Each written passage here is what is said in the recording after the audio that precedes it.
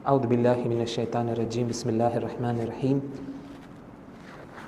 الحمد لله رب العالمين وبارئ الخلائق أجمعين وباعث الأنبياء والمرسلين ثم الصلاة والسلام على أشرف الأنبياء والمرسلين حبيب إله العالمين أبي القاسم المصطفى محمد اللهم صل على محمد وعلى آله الطيبين الطاهرين المعصومين المظلومين لا سيما بقية الله في الأرضين أما بعد فقد قال الله تعالى في محكم كتابه أعوذ بالله من الشيطان الرجيم شهر رمضان الذي أنزل فيه القرآن هدى للناس وبينات من الهدى والفرقان. We begin by thanking Allah subhanahu wa ta'ala that He has given us another opportunity to witness the blessed month of Ramadan. And as the Holy Qur'an describes the month of Ramadan to be the month of Qur'an, so the verse I recited, it says, Shahru Ramadan alladhi unzila fihi al-Qur'an. So there is a strong connection between this month and the Holy Qur'an. In another hadith, we read, لِكُلِّ شَيْءٍ رَبِيءٍ, everything has a spring. وَرَبِيءُ الْقُرْآنِ شَهْرُ رَمَضَانِ, and the spring of the Qur'an is the month of Ramadan. So everything has a season in which that thing blossoms and gives fruit and gives results. So one of those opportunities that we have to really benefit and get those results from the Qur'an is the blessed month of Ramadan. And certainly we know that in addition to reciting the Qur'an, listening to the Qur'an, the true benefit and true blossoming of the Qur'an in our lives and in our hearts happens through understanding the Qur'an and then trying to slowly put it into practice. So ultimately the true benefit lies in these two things. Fahm of the Qur'an, understanding what the Qur'an is trying to say. And then when we understand it, then slowly and gradually it should start impacting our lives. So inshallah, in this series that we have, today will be the first session. We have 4 lectures. We want to speak about what are the ways and means that will allow us to benefit more and more from the Qur'an. Okay? And you can give it different names. You can say the etiquettes of understanding the Qur'an, the aadaab of tadabbur and fahm and understanding and contemplating in the verses of the Holy Qur'an. But overall, this is going to be the theme, and we're going to look at several different things, teachings that we have from Ahlul Bayt that speak about this topic. Today, inshallah, we want to begin by speaking about the first discussion, and that is the first thing that we need, or a prerequisite even before we try and understand the Qur'an, is a person has to give Qur'an its due place in their lives. So without doing that, the door for understanding and fahm and benefiting from the Qur'an doesn't open. If Qur'an doesn't have that status and position in my life, and there are certain aadaab and etiquettes regarding that how do you give Qur'an its due place in your life, if that first step is taken, although it's a prerequisite, it's not that we will. So in today's session, we won't be speaking about actually how to benefit more from the verses of the Qur'an. We are one step behind. We are starting from a place where the aim is, let's first give Qur'an its due position in our lives, and then inshallah that will allow us to practice the other adab that will be mentioned in the upcoming sessions. And we have this theme in our riwayat, in our narrations, that tell us that Qur'an needs to be honored and respected. Okay? So I'm going to start with this hadith. So this is a hadith from the Holy Prophet sallallahu alaihi wasallam. Allahumma salli ala Muhammad wa ali Muhammad. So again, the aim behind these ahadith and the things that I'm going to mention today is to impress upon us the importance of the Qur'an. So we hold it in its due respect. So he says, Al-Qur'an afdalu shay'in dun Allah. Qur'an is the greatest of things, the most magnificent of things other than Allah. فَمَنْ وَقَّرَ الْقُرْآنِ فَقَدْ وَقَّرَ اللَّهُ. Whoever honors the Qur'an has actually honored Allah subhanahu wa ta'ala. وَمَنْ لَمْ يُوَقِّرِ الْقُرْآنِ فَقَدْ اسْتَخَفَّ بِحُرْمَةِ اللَّهِ. And whoever doesn't show respect and honor to the Qur'an has actually taken Allah's sanctity lightly. That's the translation. So Allah has a certain sanctity, okay? He has a certain hurma, as they call. Someone who doesn't honor the Qur'an is actually someone who's dishonored Allah subhanahu wa ta'ala. And then the hadith says, Hurmatul Qur'ani ala Allahi ka hurmatil walidi ala waladih. Okay. It's just giving an example that in the same manner that a child is supposed to show honor and respect to his or her parents, in the same manner the honor of the Qur'an must be maintained.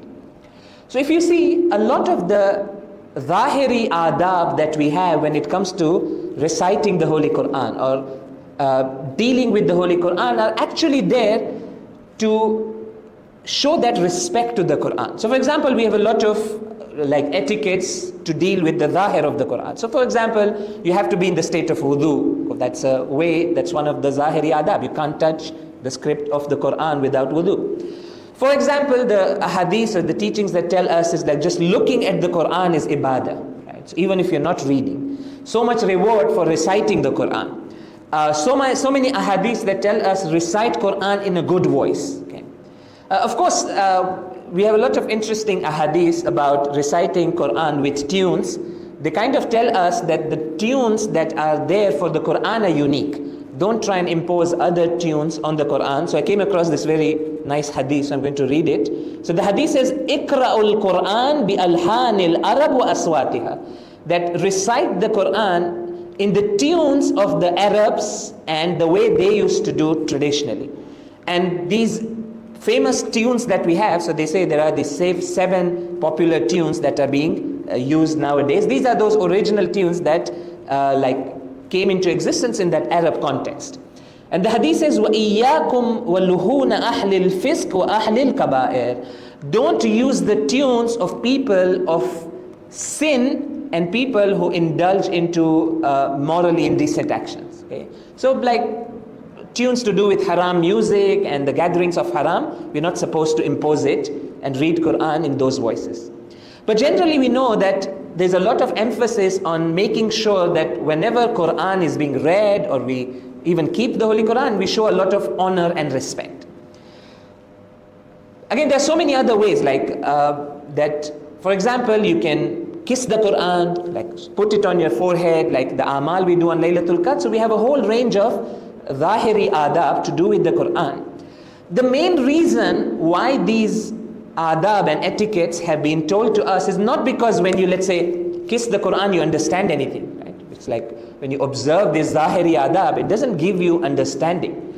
The reason we have this whole set of outwardly etiquettes is so that Qur'an is honored amongst Muslims. So whenever Qur'an is in front of people, everybody knows this is something special and something important. And this is something that we also slowly and gradually need to inculcate around us, that we show that special honor and respect to the Qur'an. And this is also what we see in the conduct and the seerah of our ulama, of our scholars. Okay? So there's a very interesting story that Marhum Ayatollah Misbah Yazdi, he mentioned about Shaheed Sayyid Hassan Nasrullah. So he says that they were in a meeting. So Ayatollah Misbah Yazdi used to go to Lebanon many times. He had a very close connection with Hezbollah, the leadership, and he was very instrumental also in guiding them. So they'll really benefit from his guidance in many different ways. So he says that once we were in a meeting, and it was a meeting with, like he said, I was there, Sayyid Hassan Nasrullah was there, there are other like officials, and we were having a meeting. And he says that in that meeting, there was like a glass with water and some food, and Qur'an was kept next to that. Something that's not haram, right? It's fine, like you can keep the Qur'an on the table with other things around. But Ayatollah Misbah Yazdi says that Sayyid Hassan Nasrullah was looking at that like constantly. So he's look at that, and then after a while he stood up, he took the Qur'an, he kissed it, and he kept it in a better place. Like it was kind of bothering him, Sayyid Hassan Nasrullah, that Qur'an is next to these like worldly things. Again, it's not haram. It's about showing honor and respect to the Qur'an. He was finding it uncomfortable that, look, Qur'an shouldn't just be lying around with other things. So he stood up, he took the Qur'an, and he put it in a very nice place. Of course, we don't want to keep it, as was mentioned by said Adil in the majlis that we don't want to keep it too high to show honor that now we don't read it and don't benefit from it. Bottom line is that the first step that allows a person to come closer to Qur'an is to show a lot of honor to it, like show a lot of respect. You go out of your way to make sure that Qur'an is respected. Of course, not in a way that restricts access. We don't do it in a way that restricts our access to the Qur'an. So now the main question that we have, inshallah, today, and we'll try to go through that, is that how do we show honor to the Qur'an? So the first way is these zahiri aadaab, which are many, which I mentioned a few of them. So yes, we do it, like when we have the Qur'an, we make sure it's placed nicely, we kiss it, and we show that respect. But that's not enough, because at times it becomes a habit and it does not let me benefit from the Qur'an. So what we are told is, now we have to take the second step, which is, if I have the ma'rifah and understanding of what this book is, if I know a bit more about this book, naturally its position in my heart will grow. Because there's two places you can keep the Qur'an, right? You can give it outwardly honor by honoring it in public and physically, which is good. But what if I honor Qur'an physically, but in my heart its position is very low? It's not something important for me. So then I might be outwardly honoring it, I might be kissing it, and sometimes you see people who show a lot of outwardly respect to the Qur'an, but if you look in their hearts, that importance is not there. And the reason that happens is because we lack the ma'rifah and understanding of what this book is. Okay? So the first adab that inshallah we want to speak about, and I'm going to run you through 4 quick points that will allow us to understand what this book is, inshallah, hoping that it will raise the status of this book in our hearts, and that will inshallah allow us to understand it and bring it into our lives.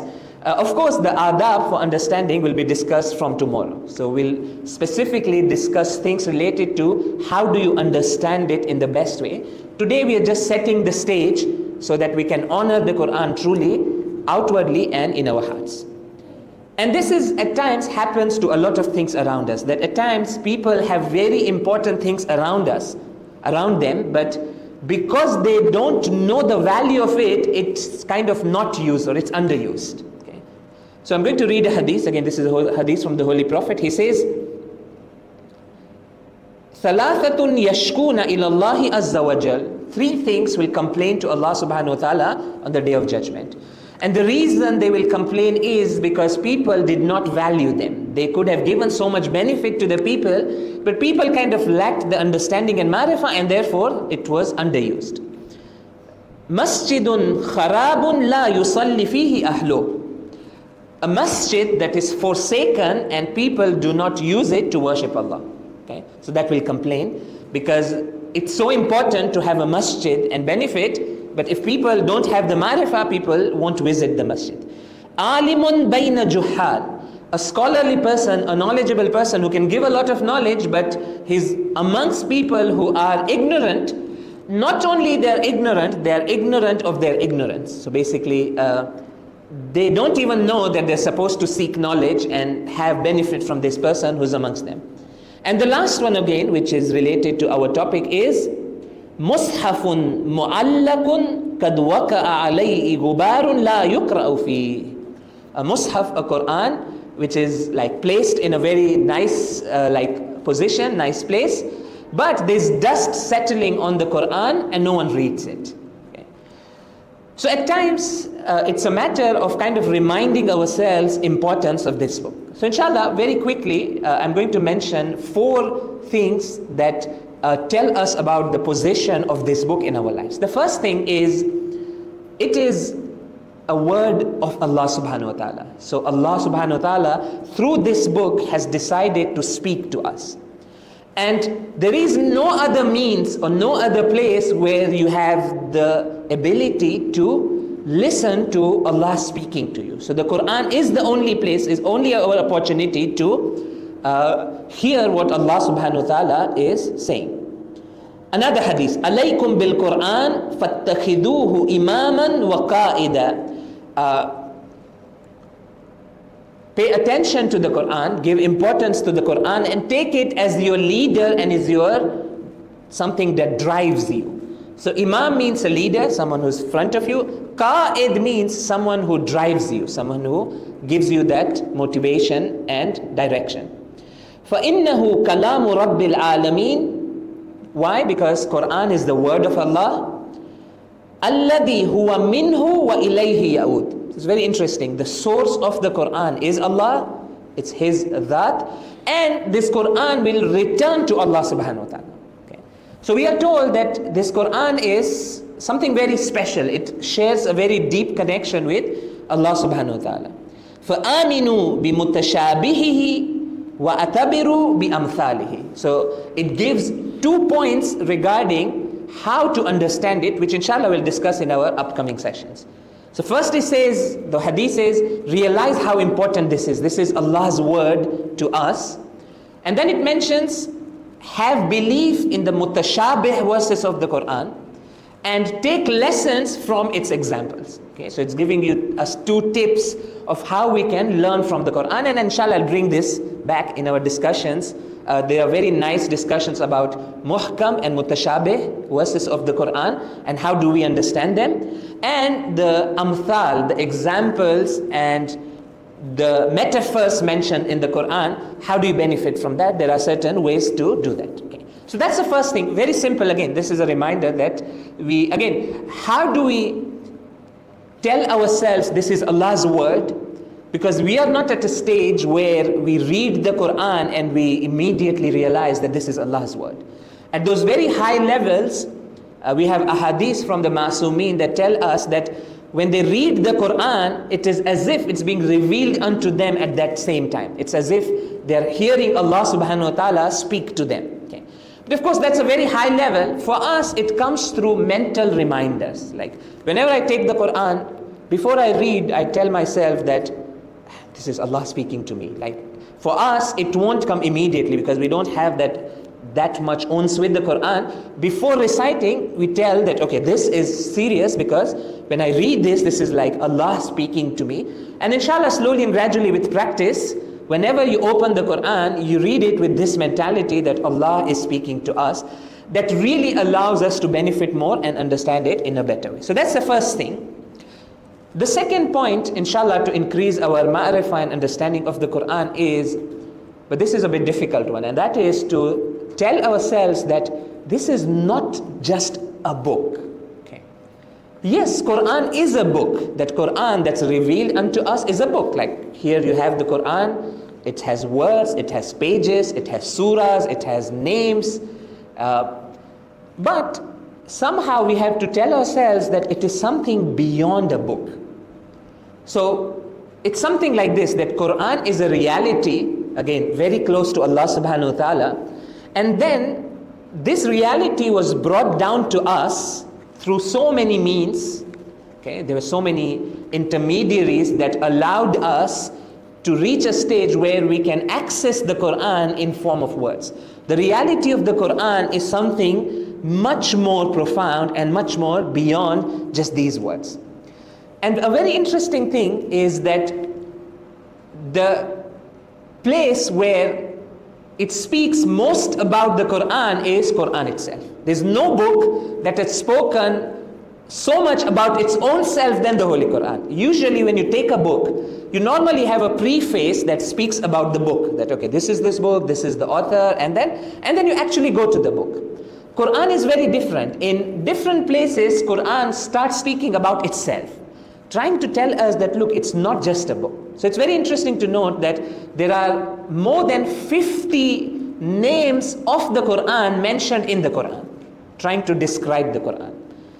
So just to go through some of these, again, I'm just reading the list. Furqan, Dhikr, Tanzeel, Maw'idha, Bayan, Huda, Shifa, Hukm, Hikmah, Noor, Rahma, Isma, Ni'ma, Haq, Mubarak, Majid, Aziz. Okay.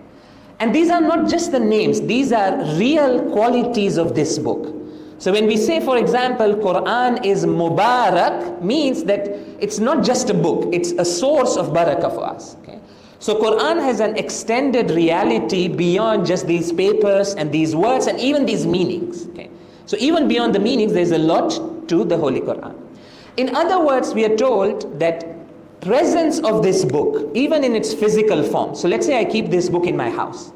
Or I take this book and I open it and I recite it, I recite the verses of the Qur'an in my house, that automatically starts having takwini and creational effects. Unlike other books, let's say you read a book written by a scholar. When you're reading the book, nothing happens. You read the book, you understand, then you put it into your practice. Once you put it into your practice, then you get that spiritual benefit. Quran is not like that. Quran, its presence, its recitation automatically starts having spiritual benefit. So we have this hadith from our sixth Imam, Imam as-Sadiq alayhi salam.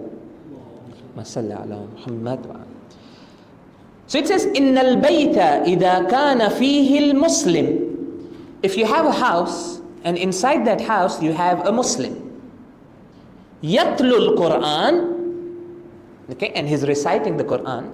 Of course, reciting the Qur'an has a condition, and that's the condition of Islam and Iman. Someone with Iman has to recite.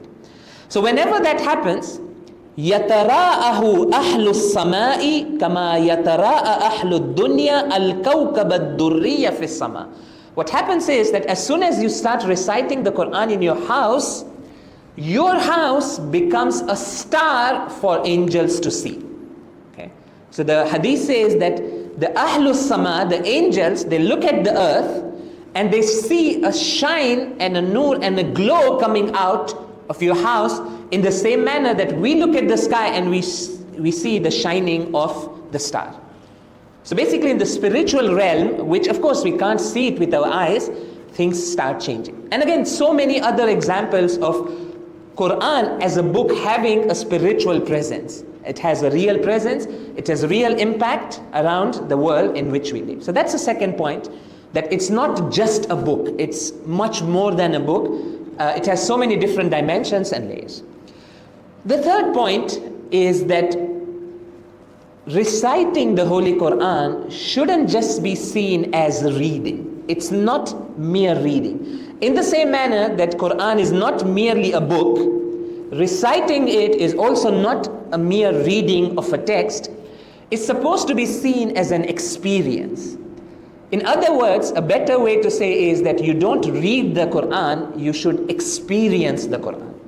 Of course, the experience comes through reading, but it's not just you read and you get the meaning in your heart, in your mind, and that's it. Okay?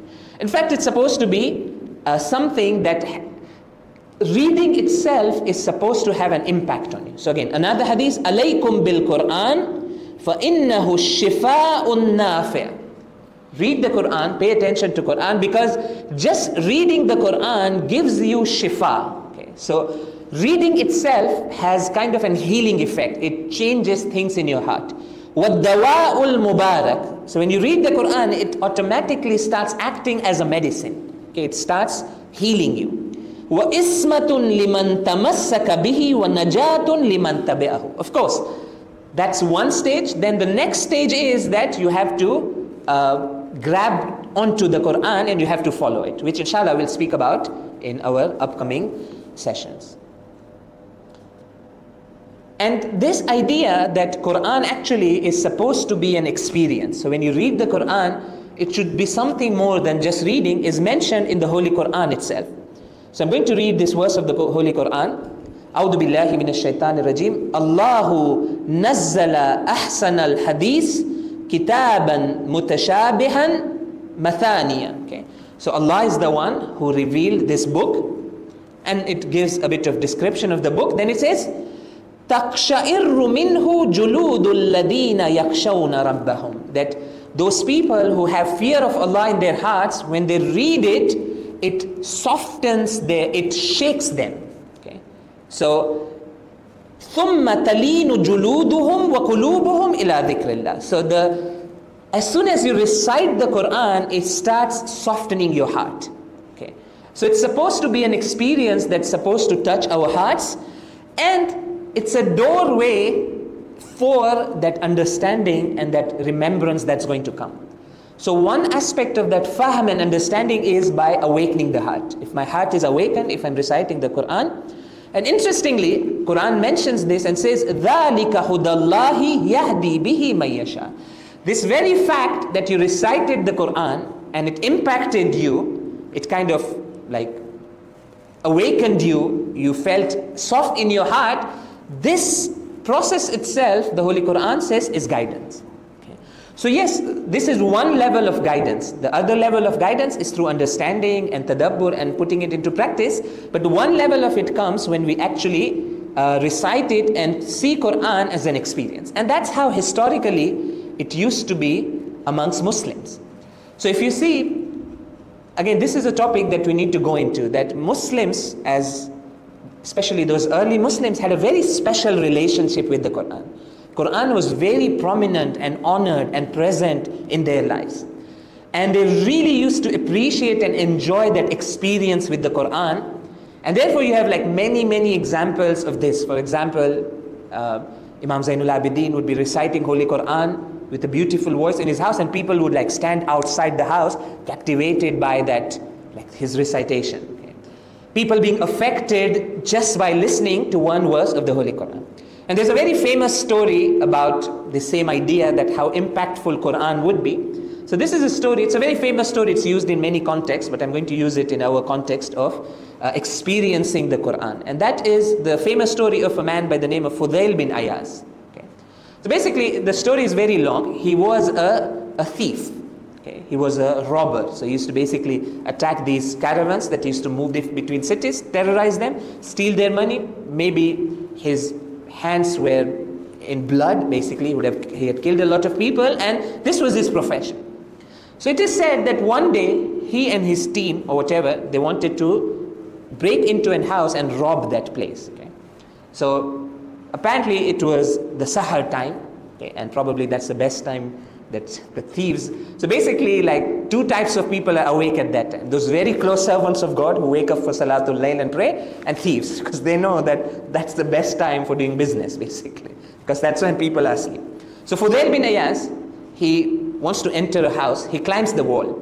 Okay, so he climbs the wall and he wants to jump inside and break into the house. And as he climbs the wall, someone in the nearby house is awake, and that person is reciting the Holy Qur'an in a beautiful voice. Okay? And coincidentally, and of course there is no coincidence, at times it's Allah's plan, coincidentally, as he reaches the wall to jump inside, he hears this verse of the Holy Qur'an. This ayat falls on his ears. Alam ya'ni lilladina amanu an takhsha'a qulubuhum bi dhikrillah. Has not that time come that hearts of the believers become soft for Allah's remembrance? Hasn't that time come? So it's a rhetorical question. So now imagine like this, he's a professional thief and a robber, and he's ready to do that act, and hears this verse of the Qur'an, and it's so spot on, like the mood and everything is so matching, it's as if this verse is speaking to him, and he stops for a moment and he says, Na'am, Qad'an, like, yes, the time has come. So basically the verse asked him, like, what are you doing in your life? Like, why are you living like this? Hasn't that time come that you wake up and come back to Allah and remember Him? So it really hit him, and he says to himself that yes, the time has come. And he withdraws, and then he goes on to become a very popular personality. He changes, he becomes one of the zuhad, one of those people who were well known for zuhad. So one verse, because it was seen as something that was there to transform him. It's an experience. So that's the third point. And the last point, and again, just to remind ourselves, we are speaking about increasing our ma'rifah and understanding of the Qur'an, so that we can place the Holy Qur'an at the right place, both outwardly and inwardly in our hearts. And of course, what matters more is what's inside in my heart, like how much genuinely I appreciate presence of this book around me. Okay? And those outwardly things are actually a way to reinforce that inwardly respect and honor we have. So that's the third thing. The fourth thing, although a rather difficult one, and inshallah we'll speak about this more later as well, is that one thing that can really help us put Qur'an in a very prominent place in our lives is to tell ourselves that Qur'an is very applicable today. All different situations that come about in my life, in my community, with my family, with my friends. So imagine every single thing we do on a day-to-day basis, if I start feeling and realizing that, oh, Qur'an has a lot to say about it, then that's going to really raise the position of Qur'an in my life. So basically, whenever I see the Qur'an, I'll be thinking that, oh, I'm doing this. What does Qur'an tell me about this? Okay. And that's a big challenge when it comes to our connection with the Holy Qur'an, that many times people don't find it relatable and applicable. It becomes very tricky and hard to apply the Qur'an to our lives. So again, I'm going to read one hadith, and this is from our 8th Imam, Imam al-Rida alayhi salam. So he says, a man came in the presence of Imam al-Rida, and he asked, ما بال القرآن لا يزداد عند النشر والدراسة إلا غضاضة. So he says that, this book is really special, that more you learn and read, more fresh it becomes.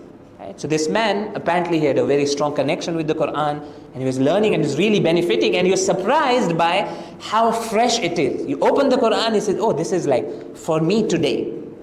So he comes and he asks the Imam that, why is it like this? Why is Qur'an like this? So Imam replies, لأن الله تبارك وتعالى لم يجعله لزمان دون زمان. That is because Allah made the Holy Qur'an not for a particular time. It's not for a time, but not for other times. ولا لناس دون ناس. Not for a nation, but for a specific nation, and not for other nation. Allah hasn't made Qur'an like this. It's not only for Arabs. It's not only for Persians. It's not only for those days.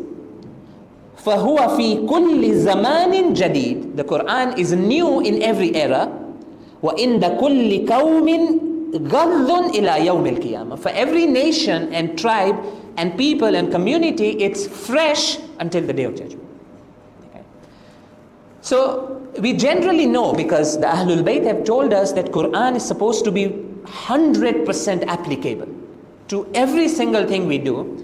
But the challenge comes is that it becomes very hard, and inshallah we'll speak about this, that how do we make Qur'an relatable? Because that has its own etiquettes. Like, how do you bring Qur'an into something that's around us?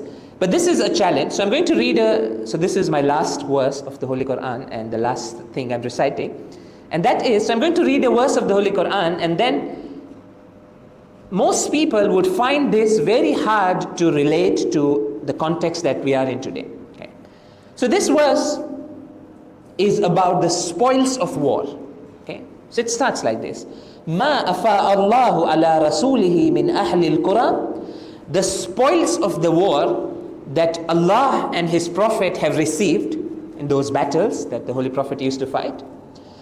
فَلِلَّهِ وَلِلرَّسُولِ وَلِذِي الْقُرْبَى وَالْيَتَامَى وَالْمَسَاكِينِ وَابْنِ السَّبِيلِ. So spoils of the war are supposed to be spent for these people, these groups. So a part of it is for Allah, a part for the Prophet, a part for his close family, for the orphans, and for the destitute, the needy people. And then it says, كَيْ لَا يَكُونَ دُولَةً بَيْنَ الْأَغْنِيَاءِ مِنْكُمْ. Allah has made this arrangement so that the money doesn't circulate between the rich people. And then it says, وَمَا آتَاكُمُ الرَّسُولُ فَخُذُوهُ وَمَا نَهَاكُمْ عَنْهُ فَانْتَهُ. Whatever the Prophet tells you, you just take it, the laws and everything, and whatever he prohibits you from, then you stay away from it. وَاتَّقُوا اللَّهَ إِنَّ اللَّهَ شَدِيدُ الْعِقَابِ. Acquire Allah's taqwa, and Allah is the most severe when it comes to retribution and punishment. So now the question comes, is that this is about spoils of war and the money you get from that. And most people, when they read it, the question comes that, look, what it has to do with us today. We don't live in a world, we live in a modern context. We don't have the wars we used to have at that time. Usually in the wars today, it's not very customary to collect spoils of war, right? You don't the armies are not looking to steal the other people's equipment. They do, but that's not one of the main things they're after. In the olden days, the spoils of war used to be a very important thing.